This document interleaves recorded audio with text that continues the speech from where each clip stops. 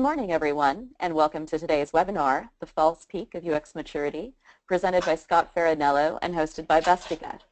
My name is Tammy Lozano, and my producer here is Ross Diaz. He and I will be moderating this webinar. Thank you to the team at Bestica and Mr. Harvinder Singh, our President and CEO, for inviting Scott to join us. Bestica has a strong bond with the UX community and in recruiting UX candidates for jobs.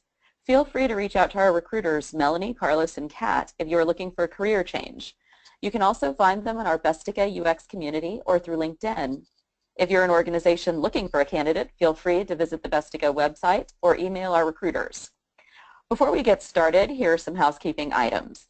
If you're listening in using your computer speaker system by default, you are muted, but you will have the opportunity to submit questions by typing them into the questions pane of the control panel. You may send them in at any time during the presentation. We will collect these and address them after the presentation. I would now like to say a little about Scott. Scott Faranello has been a dedicated and passionate UX professional for well more than a decade now, working with companies in very diverse organizational cultures.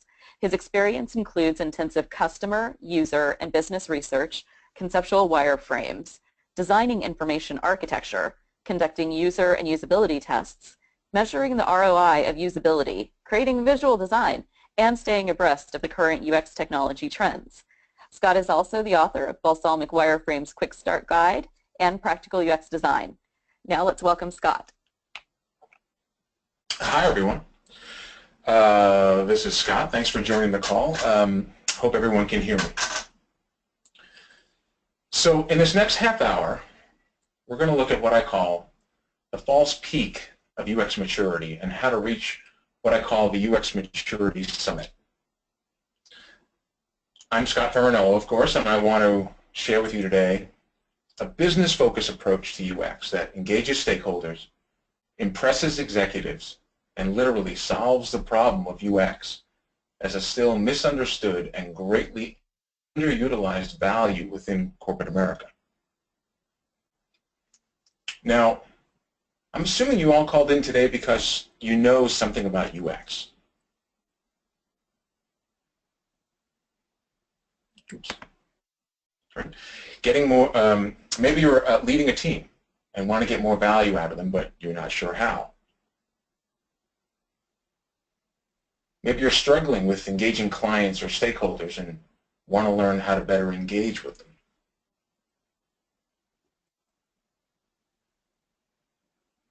Maybe you're tired of having to explain and re-explain exactly what UX is and why it's so important, and you would like to some clarity on the issue. Or maybe you're already thinking that there has to be a better way to do your job, and you were intrigued by the title of this webinar.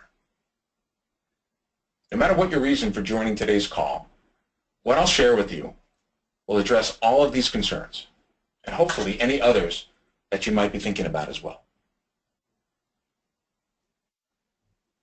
Before we dive in, I'd like to just tell you a little bit more about me, and this may be repeated, but as I mentioned, my name is Scott Faranello, and I've been a UX practitioner for about 12 years and a web designer before that. Since then, I've worked for a range of companies across many industries and within many diverse and challenging corporate cultures and settings. My experience over the years led me to the conclusion that to fully reach the top of the summit of UX maturity, the work I delivered had to not only speak to the users of my work, but also, and perhaps more importantly, to those paying for my time and services.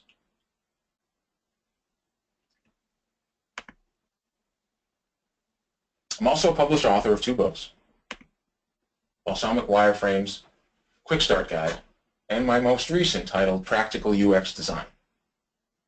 Both of these are available on Amazon and Packed, and depending on if you stay till the end of the call, we are offering a free copy of the book in an ebook version. So enough about me. Let's move on to the more important stuff. So when we talk about UX in its current form, we most often talk about it in terms of usability studies and wireframes and prototypes. We also hear UX talked about in terms of delighting our customers, and that our job is to create great experiences through design. We're also given titles like UX designer, UX architect, and UX researcher, as if these are all separate skill sets. We're also taught that to be able to do all of these things together makes someone in our field a UX unicorn, an imaginary creature that doesn't exist because nobody could possibly do all these things well or have the time. Well, the first point I want to make in this webinar is that I believe the unicorn concept is itself a myth and is the result of our own doing and our own thinking about how to do the work of UX. Because if we're truly doing our jobs and adding real value, then these roles become inseparable. In fact, these roles, their responsibilities and the focus placed on them as separate is what I believe keeps UX from reaching the summit of true UX maturity. For example, ask most UX practitioners about their goal and focus, and you'll likely hear answers such as, we support the customer, we're the voice of the customer, we're responsible for making great user experiences, and in doing so, we make our companies more successful. Ask how this is done, and the answers mostly rely on the tools we use and techniques like usability studies, wireframes, and prototypes, as well as some visual design and, more recently, UX research.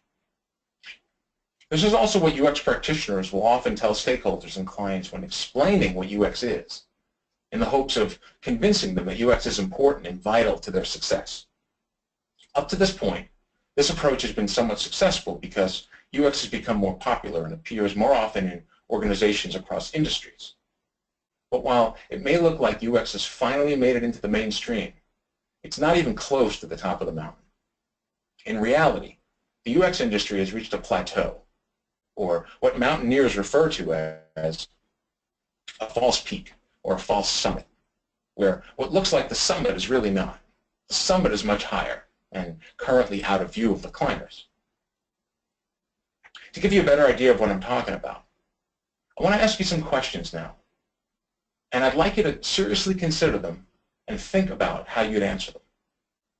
Okay, if you're ready, here we go.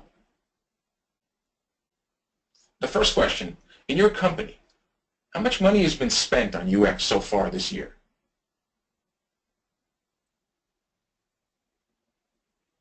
Question 2, is the return on the investment, or ROI, greater than the investment itself? And if so, how do you know? Should ROI even be a consideration or a responsibility of UX? And why or why not? And finally, how do you quantify that your company's UX investment actually paid off? So I'm going to leave these up for a moment.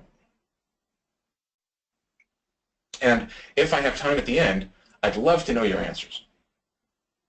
Now, I'm asking these questions because as UX practitioners, we're taught that UX is about the customer and the end user, and helping companies improve their customers' experience, retention, and acquisition through good design deliverables, which we believe will naturally lead to greater company success. But what I've found, and what you may be experiencing also, is that stakeholders don't really care all that much about what UX delivers if it can't prove that any true measurable value was added. Now, if you were able to answer at least the first 2 questions with confidence, that's great. If not, do you think other departments within your company could answer these same questions with any more authority? Could marketing? IT? What about product? If so, why is UX any different? Why doesn't UX deliver measurable and provable ROI all the time and on every project? And by measurable, I mean using real data and analytics to provide without doubt that our work actually made a difference. So if you can't answer these questions, let's review some of the possible reasons why. Perhaps the most important reason is that when we talk about UX, These are the kinds of words and terms that usually come to mind. While these are all important for providing users with a pleasing, easy, and delightful interactive experience, these words have something else in common. They're all qualitative in nature, meaning the quality of the product or service and how it makes the user feel when interacting with it is the most important thing. But when something is seen as qualitative, it can easily create a very narrow view and understanding of its true value. Because something that's qualitative can be really hard to measure. For example, a usability test can tell you what users think about a product or service and how they feel about using it. But this can also be subjective and based on the participant's mood or experience on the day of testing, perhaps due to a controlled test environment, or even if they're being tested remotely and know that they're being tested. Even A/B studies that show a preference for one design over another still only tell us half the story.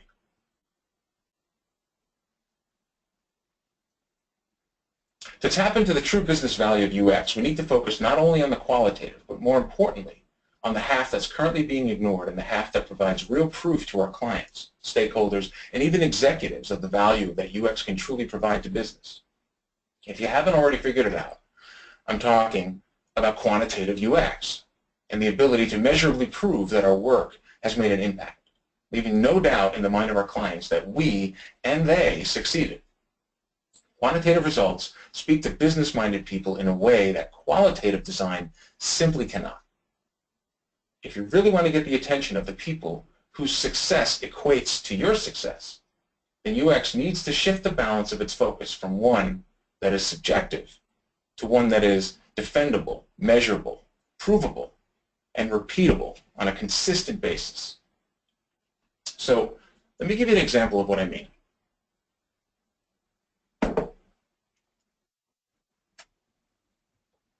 Earlier this year, I worked on an online marketing campaign that was failing to generate the desired outcome of better quality consumer leads. The current form was not only generating low usage, but those who were interacting with it via the online form, by phone, were doing so while misunderstanding its intention and instead used the campaign form and phone number to ask general questions and inquiries instead of inquiring about the specific product being promoted. For my part, UX was requested to help figure out how to improve the design, and they also expected a usability study to gather qualitative feedback. But rather than proceed with this all-too-common approach, I took a more measurable one, just to see what would happen. So now here are the steps I took to complete the project. First, I began by analyzing and pulling together all the available data that I could find to fully understand what users were actually doing on the current form and the overall sales being generated from them. I spoke to internal subject matter experts, including the call center, to learn as much as I could about root causes and pain points that users might be having when interacting with the form in its current state.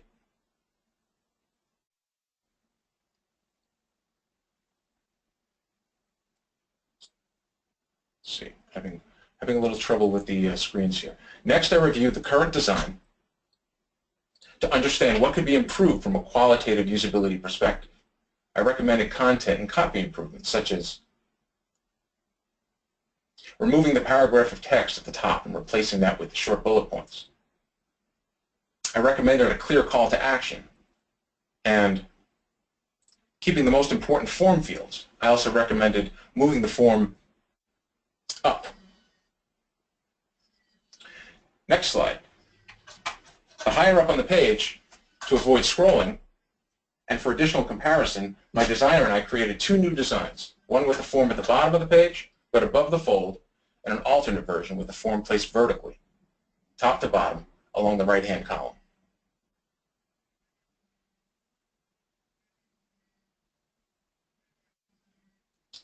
Next, with our metrics defined, we identified a baseline percentage that would become the numbers that we would focus on improving with our new design.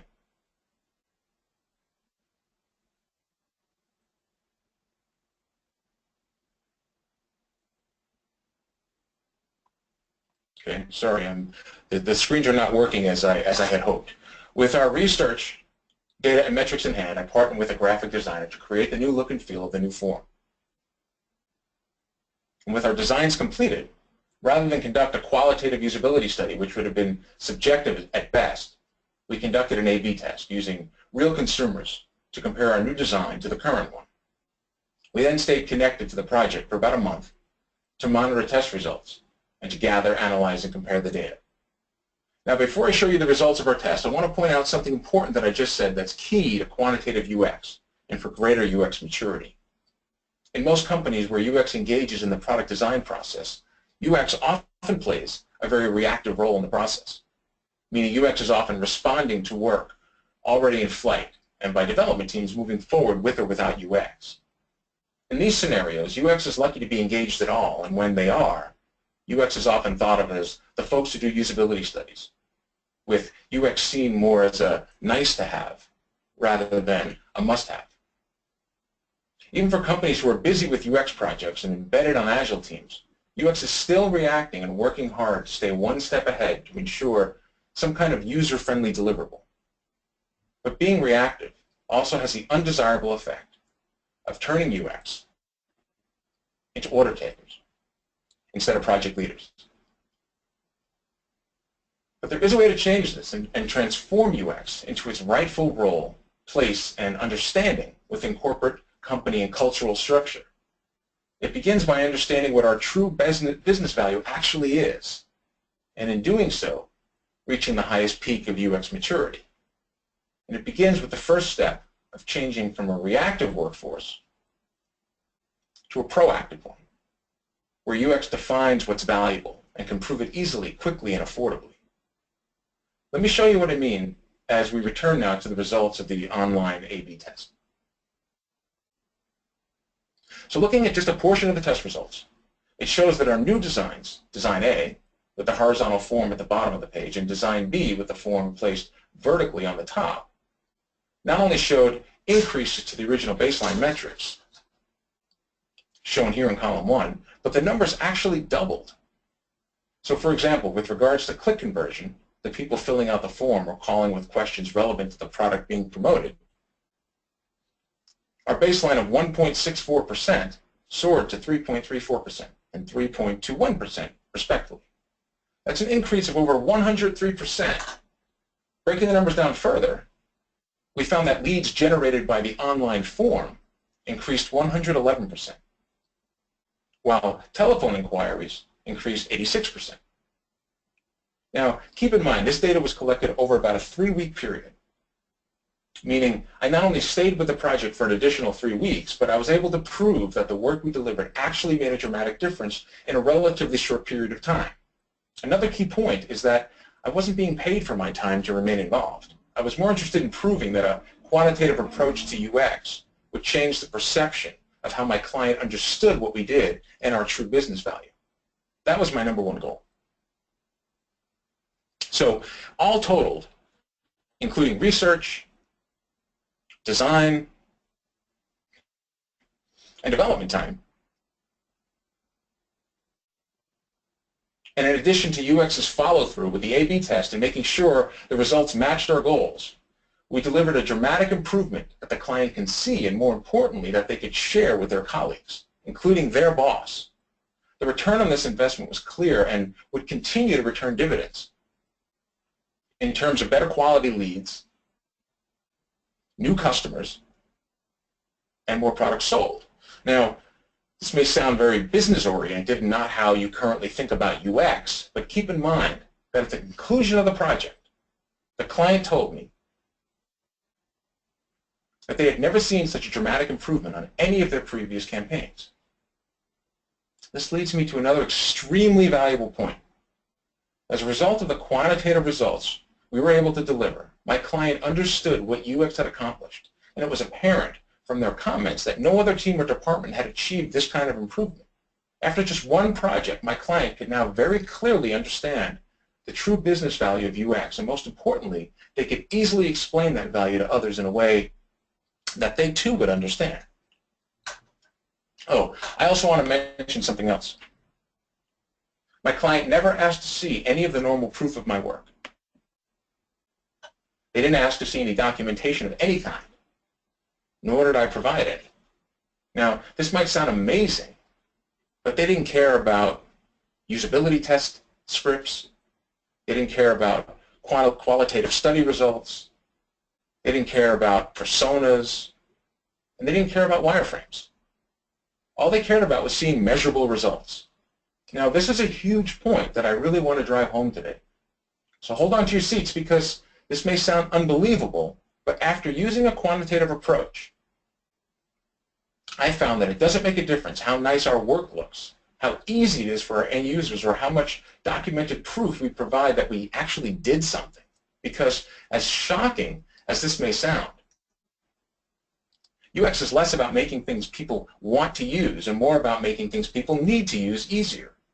I'll even take it a step further and say that UX is about making what our clients need and making those solutions easier to use for their customers. Now, of course, our work as UX practitioners will always be about quality, ease of use, great IA, the end user, and so on. But as employees of those who need customers to engage with their products and services, they need more tangible proof. Now, we don't have to deliver this, but if UX ever wants to move higher and have greater success, it's a requirement. Think about it this way. If UX is supposed to make things easy, why do so many of our clients still misunderstand what we do? By approaching UX in the same business-focused way as our clients, we begin to speak their language and show them results that they clearly understand. Now, we're not only proving and providing great experiences for our users, we're also doing so for our clients in the same clear, enjoyable, and dare I say, delightful way. Now, I'd like to share with you some examples of how you can get started along a quantitative path to the UX Maturity Summit. First, be proactive. Start by asking stakeholders, decision makers, project leaders, executives, VPs, directors, and so on about the pain points they're experiencing right now. Pain points that are not yet projects and may never become projects, unless, of course, UX can point out measurable, metric-driven solutions and lead them. Another great resource for a wealth of new UX leadership opportunities can be found by looking across the entire organization with regards to the internal software applications used every day by the workforce. These type of applications are also known as enterprise software. Now, rest assured, once you begin asking around, you will find that enterprise software causes all manner of pain points. As a proactive UX practitioner, you could take it upon yourself to conduct usability studies on this software. You could do so as well on software that hasn't been purchased yet, but that may be under consideration for purchase by IT or some other department.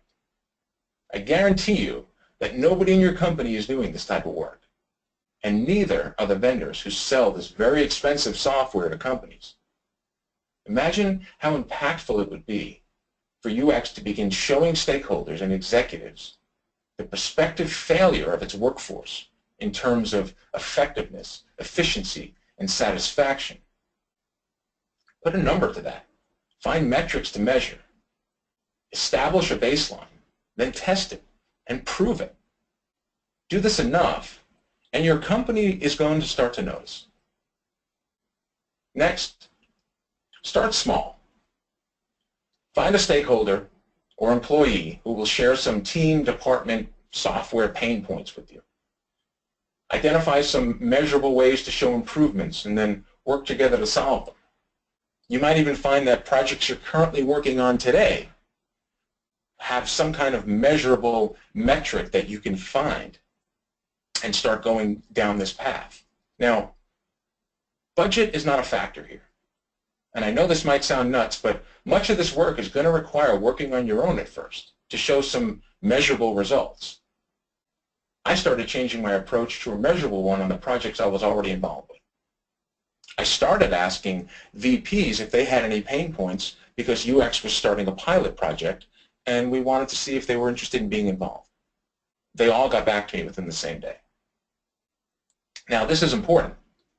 If you can't think of something, if you can't find something to measure on a current project, then my suggestion is to work a little harder because it's there. You can find it. Even if it's the smallest thing, no matter what it is, as long as you could show some kind of improvement in a measurable way, your stakeholders will notice. And as creatives, I would argue that it's our job to find those kinds of things. And then you want to find a foothold.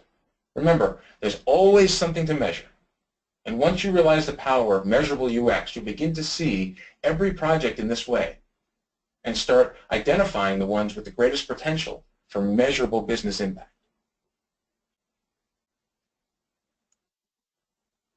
Now, earlier in this webinar, I asked you some questions related to UX and ROI. Here are some more to think about after this call as you gauge the current level of UX maturity in your organization and how far you might be from the summit. Okay, here are the questions. What department is UX in your company currently? Is it in IT? Is it in product? Maybe marketing? Or maybe customer experience? Or maybe something else? Oftentimes, UX is never truly its own department. It's always under the thumb of some other department whose budget is portioned out for UX. Next question. Who is your boss's boss? In other words, how high up the chain does UX actually go? I was speaking to somebody not too long ago who was a senior director of UX at a company, and I asked who his boss was. And his boss was the director or VP level, I forget which, of customer experience. It's very telling. Next, are you and your team proactive? Are you actively seeking out new opportunities without being asked? Or are you beholden to projects that are already requesting your services, not leaving you any time at all to find opportunities on your own? Question 4, do you know the full scope of your company's enterprise software and the current problems the workforce, including sales, customer support, and everyday employee tasks are taking, or the level of dissatisfaction that employees are experiencing?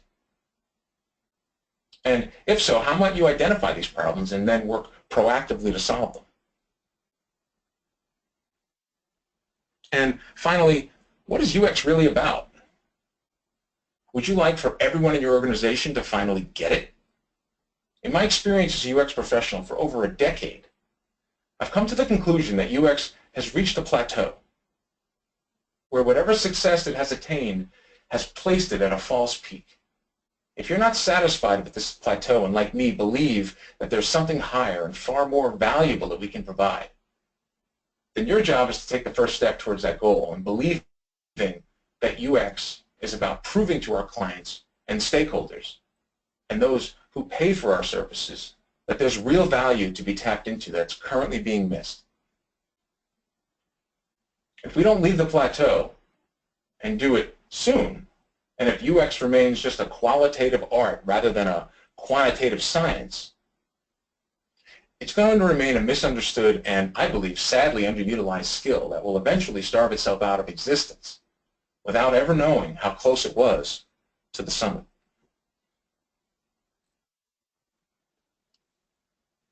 Even though UX is more popular today than ever, it has not yet reached the peak of its success. I came to this through actual experience and just trying it because I felt that there had to be something more in order to get my clients and stakeholders to understand what it is that I do and what UX can do. Now, it may be controversial to believe that such a thing exists, and it could feel daunting and dangerous to move towards this approach, but I've proven through my work and deliverables that the summit actually exists, and getting there requires a careful, strategic approach. Your first step is just to believe it's there. The next step is working to see it for yourself. Through this webinar, I hope I've at least alerted you to the false peak and the possibility that a true summit of UX maturity exists. But ultimately, you're going to need the courage to try and the determination to succeed.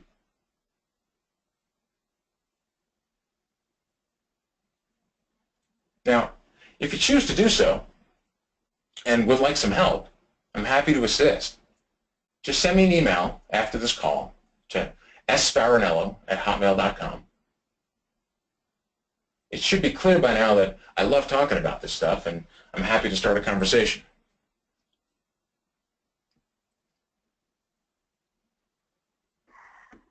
Now, I want to turn it over to you guys to see if you have any questions.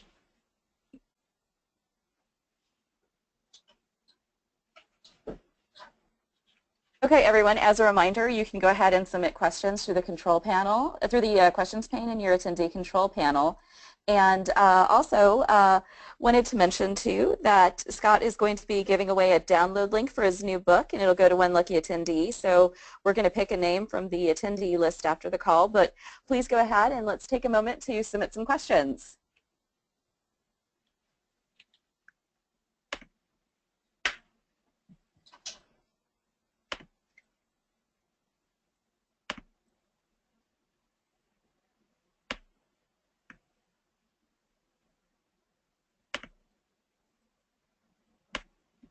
Okay, Scott, quick question. Aside from A/B testing, how else can you show the quantitative impact of UX decisions?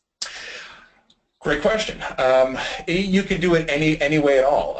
So really with quantitative UX, the point is that the tools we use, whether it's usability studies, whether it's A/B tests, whether it's card sorting, whether it's ethnography, those are wireframes. Those are the tools. Those are our tools. It really becomes up to the creativity of the practitioner to find something to measure, and how you get to proving that you've changed those numbers, however you need to do it, is really up to you. The point I'm trying to make is that rather than talking up the tools we use, talking up usability studies and how we get things done, I want to focus more on getting those things done in a measurable way, and how we do it. It really doesn't matter to the client. It's up to us to be as creative as we want to be to get those results.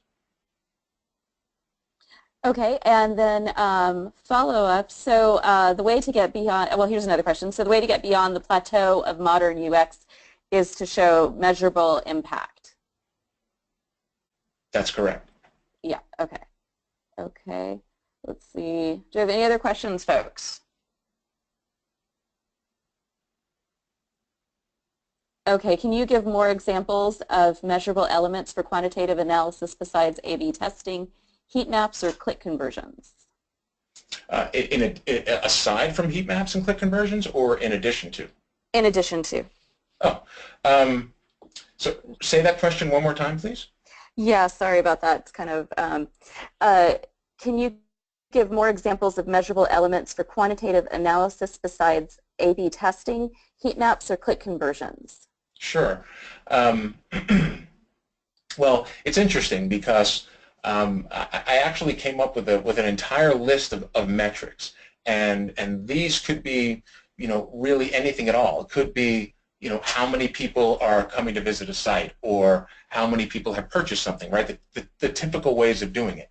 But it can also be any number of things at all, and I don't have the list in front of me, but there's a pretty substantial list that I'm happy to share, which talks about a variety of different things to measure, because in the projects that I was doing, for example, one of the things that comes to mind was one of the clients I was working with, when we were trying to find some metrics to use, and it was a challenging thing to find. I asked him, one of the things he said to me was that he spends so much time telling people how to get to this website, whatever we were working on. And I said, well, that's interesting. And I said, do you know how much time that actually takes? And he kept track of his time. And I said, wow, that's fantastic. What if I was able to give you back your time as a result of improving the usability, or not even usability, improving the visibility of this so that people would be able to find it much more easily. He said that was wonderful. And so as the work we did together, my goal became, my metric became, how much time does he spend doing this work and telling people how to navigate to this site, and how can I decrease that number for him? So it really became a challenge for me to find something that I can latch onto that would be valuable to my client. And oftentimes that's really what it comes down to. It comes down to talking with them and really understanding what their true problems are. And it's not always just who's coming to the site and how many clicks you're getting. It's also about what's the experience of the stakeholder themselves, and can you improve their lives in the process. Thank you, Scott. Okay, guys, I'm going to turn it over to Ross really quick. He has a little announcement about the download. So, Ross? Thank you, Tammy. Okay, I'm happy to announce the winner of the download link for Scott's new book, Practical UX Design. And that winner is Jeff Kirkham.